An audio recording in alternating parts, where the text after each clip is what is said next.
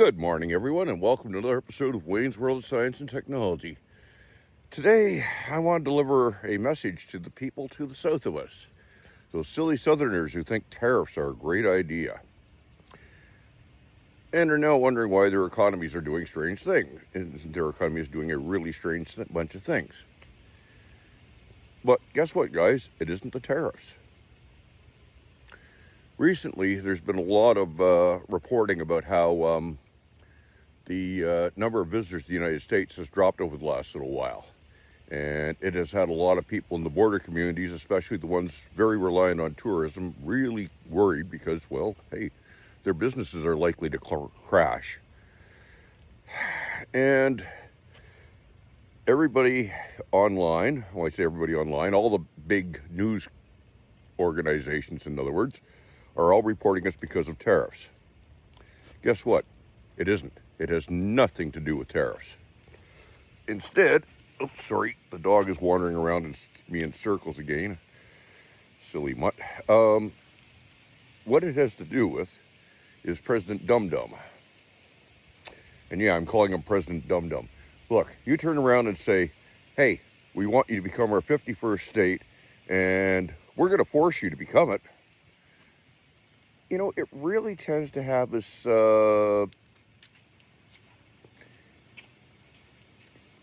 it pisses people off is the best way of putting it. It really pisses people off. And when people get pissed off, they do things. I mean, look in your own personal life.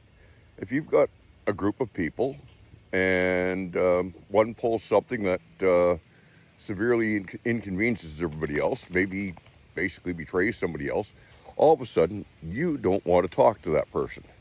You don't want to deal with them anymore. You basically ice them out. And it's the same thing with family. If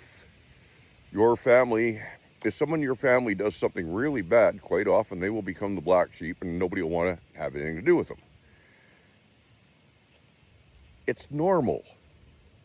You get reactions when you do things. If you aren't prepared for those reactions, well, it can really hurt.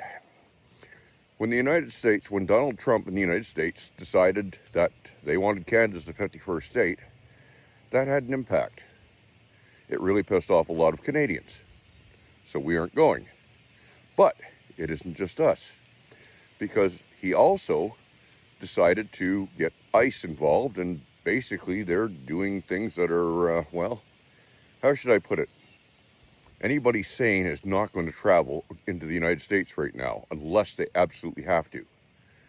One minor problem with your paperwork, and you can end up spending weeks sitting in Immigrations and Customs Enforcement jail, and you might even die there. Several people have. Rather than just turning them around and saying, okay, go back across the border, we don't want to deal with you, they toss you in jail. Which, considering what the United States prison system is like and their for-profit method of handling things, and how in the for-profit system they basically try and drive costs down as low as possible, like feeding people rotten food, it's not something that outsiders are going to be appreciative of. And we're all seeing the news reports of ICE raids and how they're handling themselves, the way they're operating. And when I say we are, I mean the entire world's seeing this, and it's having an impact. I know a number of Yanks who really think that ICE is doing the right thing, and it's too damn bad if people get caught up in it. But they're ignoring the fact that it's having an impact far beyond their own borders.